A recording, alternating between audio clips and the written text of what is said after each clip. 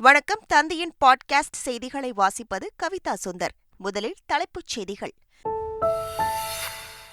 நாடாளுமன்ற மக்களவைக்கு இன்று 4ஆம் கட்ட தேர்தல். 10 மாநிலங்களில் 96 தொகுதிகளுக்கு வாக்குப்பதிவு. ஆந்திரா மற்றும் ஒடிசா மாநிலங்களில் சட்டப்பேரவைக்கும் தேர்தல். 2019ஆம் ஆண்டை விட மேற்கு வங்கத்தில் இன்னும் உயர்ந்த உச்சத்தை பெறப்போகிறது பாஜக. தேர்தல் பிரச்சாரத்தில் 5 உத்தரவாதங்களை அறிவித்தார் பிரதமர் மோடி. 24 மணி நேரமும் தடையில்லா மின்சாரம், அனைவருக்கும் இலவச கல்வி என ஆம் ஆத்மி வாக்குறுதி. 10 உத்தரவாதங்களை அறிவித்தார் டெல்லி முதல்வர் அரவிந்த் கெஜ்ரிவால்.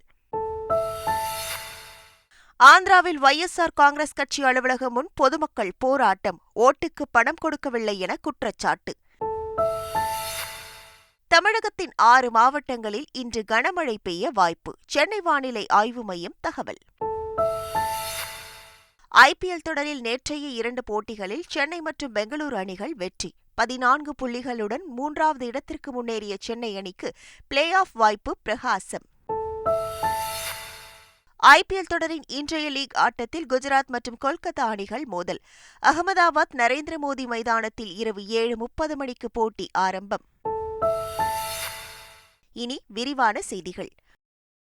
நாடாளுமன்ற மக்களவைத் தேர்தல் 7 கட்டங்களாக நடைபெற்று வரும் நிலையில் இன்று 4ஆம் கட்ட வாக்குப்பதிவு நடக்கிறது.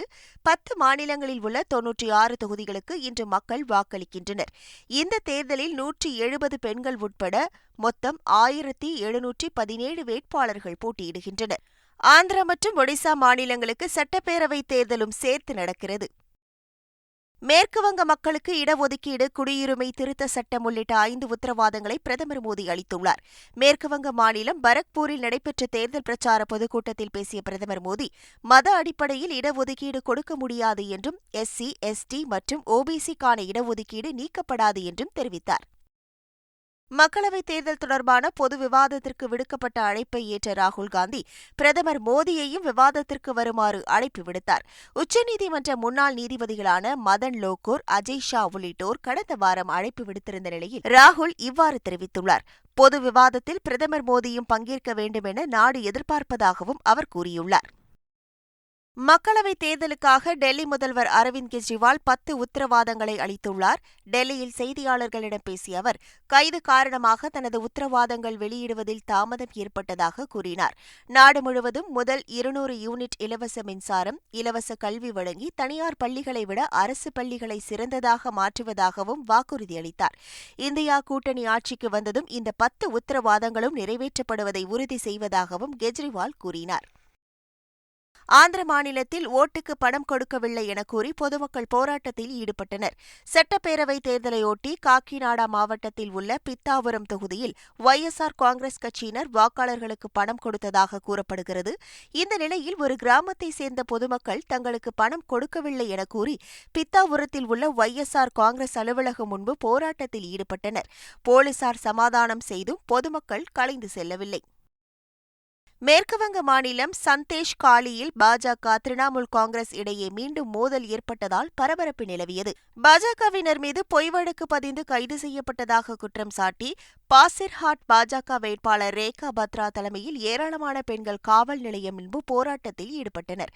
அப்போது திரிணாமுல் காங்கிரஸ் தொண்டர்களை ஏராளமான பாஜக பெண் தொண்டர்கள் விரட்டி சென்று அடித்ததால் பரபரப்பு ஏற்பட்டது. இது திட்டமிட்ட தாக்குதல் என்று திரிணாமுல் காங்கிரஸ் குற்றம் சாட்டியுள்ளது. நாடாளுமன்ற தேர்தல் முடிவுக்கு பிறகு அதிமுகவில் மிகப்பெரிய பிளவு ஏற்பட வாய்ப்பு உள்ளது என்று தமிழக சட்டத்துறை அமைச்சர் ரகுபதி தெரிவித்துள்ளார். அதிமுக செங்கோட்டையன் தலைமையில் செல்ல உள்ளதா அல்லது எஸ்பி வேலுமணி தலைமையில் செல்ல உள்ளதா என்பதை பொறுத்திருந்துதான் பார்க்க வேண்டும் எனவும் அமைச்சர் ரகுபதி கூறியுள்ளார். இதனிடையே அமைச்சரின் இந்த கருத்துக்கு அதிமுக முன்னாள் அமைச்சர் வைகை செல்வன் பதிலளித்துள்ளார். இன்றும் என்றும் எப்போதும் எடப்பாடி பழனிசாமிதான் அதிமுகவின் பொதுச் செயலாளர் என்றும் அதில் எந்த மாற்றமும் இல்லை என திட்டவட்டமாக கூறியுள்ளார். சென்னை விமான நிலையத்தில் தேர்தல் நடத்தை விதிகளை மீறி கூட்டத்தை கூட்டியதாக கூறி தேமுதிகவினர் மீது வழக்கு பதிவு செய்யப்பட்டுள்ளது.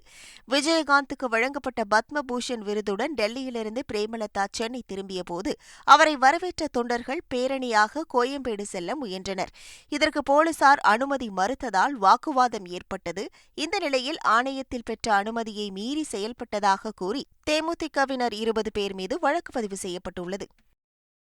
தமிழ்நாட்டில் முத்திரைத்தாள் கட்டணம் உயர்த்தப்பட்டதற்கு எதிர்க்கட்சித் தலைவர் எடப்பாடி பழனிசாமி கண்டனம் தெரிவித்துள்ளார். இது தொடர்பாக அவர் வெளியிட்டுள்ள அறிக்கையில், முத்திரைத்தாள் கட்டணம் 10 முதல் 33 மடங்கு வரை உயர்த்தப்பட்டு மக்களின் தலையில் பெருஞ்சுமை ஏற்படுத்துவதாக குறிப்பிட்டுள்ளார். உயர்த்தப்பட்ட முத்திரைத்தாள் கட்டணத்தை அரசு திரும்பப் பெற வேண்டும் என்றும் எடப்பாடி பழனிசாமி வலியுறுத்தியுள்ளார். யூடியூபர் சவுக்கு சங்கர் மீது குண்டர் சட்டம் பாய்ந்தது.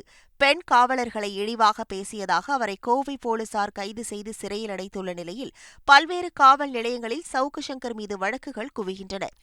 இந்த நிலையில் சவுக்கு சங்கர் மீது சென்னை பெருநகர காவல் ஆணையர் சந்தீப் ராய் ரத்தோர் குண்டர் சட்டத்தின் கீழ் நடவடிக்கை எடுத்து உத்தரவிட்டுள்ளார். நெல்லை மாவட்ட காங்கிரஸ் தலைவர் ஜெயக்குமார் மரண வழக்கில் எந்தவித முன்னேற்றமும் ஏற்படாத நிலையில் தடயங்களை போலீசார் தேடி வருகின்றனர். 8 தனிப்படைகள் அமைத்து விசாரணை நடத்தி வரும் போலீசார் ஜெயக்குமார் கொலை செய்யப்பட்டாரா அல்லது தற்கொலை செய்து கொண்டாரா என்பதை நிரூபிக்க முடியாமல் திணறி வருகின்றனர். இந்த நிலையில் ஏற்கனவே அவரது தோட்டத்தில் பலமுறை ஆய்வு மேற்கொண்ட போலீசார் மீண்டும் சோதனை மேற்கொண்டனர். சென்னை அசோக் நகரில் உறவினர் வீட்டு நிகழ்ச்சிக்கு வந்திருந்தவர்கள் வீட்டின் வெளியே படுத்து தூங்கிய போது அவர்கள் மீது வடமாநில பெண் ஒருவர் காரை ஏற்றிய சம்பவம் பரபரப்பை ஏற்படுத்தியது. அதிகாலையில் நிகழ்ந்த இந்த சம்பவத்தில் 7 பேர் படுகாயமடைந்தனர். கூகுள் மேப்பை பார்த்து காரை ஓட்டி வந்ததாக விபத்து ஏற்படுத்திய பெண் போலீசில் தெரிவித்துள்ளார். இதனிடையே மதுபோதையில் அந்த பெண் இருந்ததாக பொதுமக்கள் புகார் அளித்த நிலையில் 3 பிரிவுகளின் கீழ் வழக்கு பதிவு செய்த போலீசார் அவரை கைது செய்தனர்.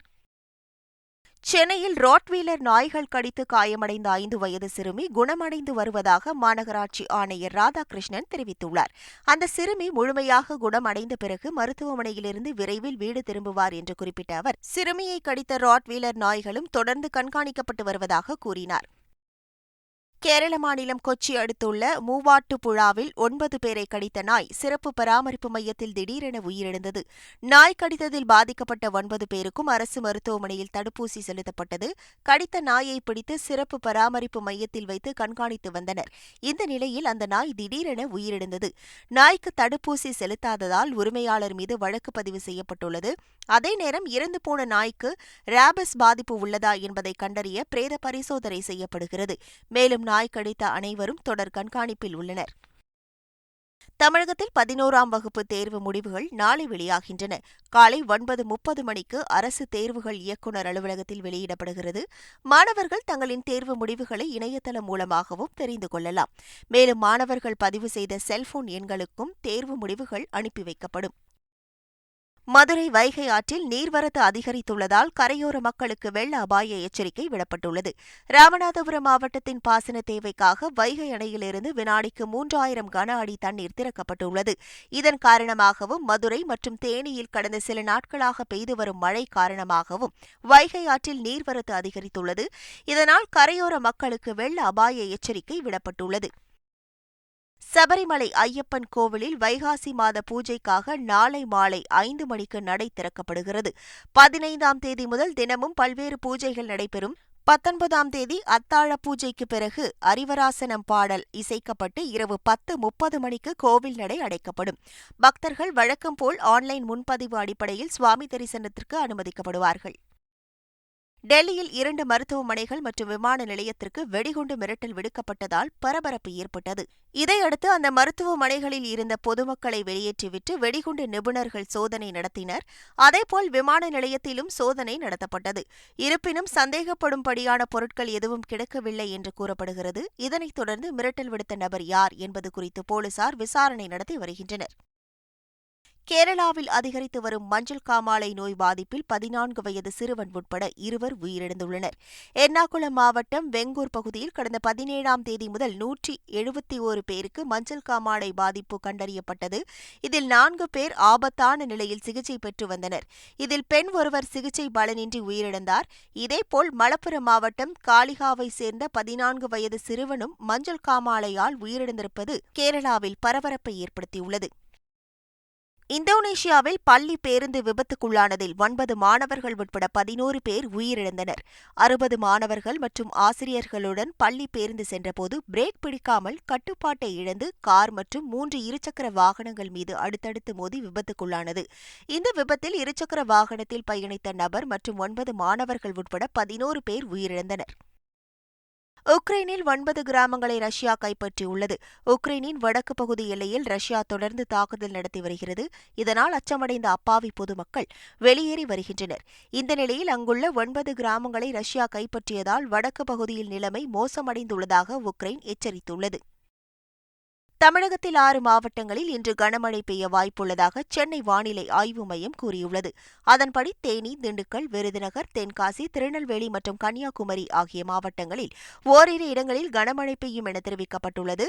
வருகிற 18ஆம் தேதி வரை தமிழகத்தின் ஒரு சில இடங்களில் லேசானது முதல் மிதமான மழை பெய்ய வாய்ப்பு உள்ளதாகவும் வானிலை ஆய்வு மையம் குறிப்பிட்டுள்ளது.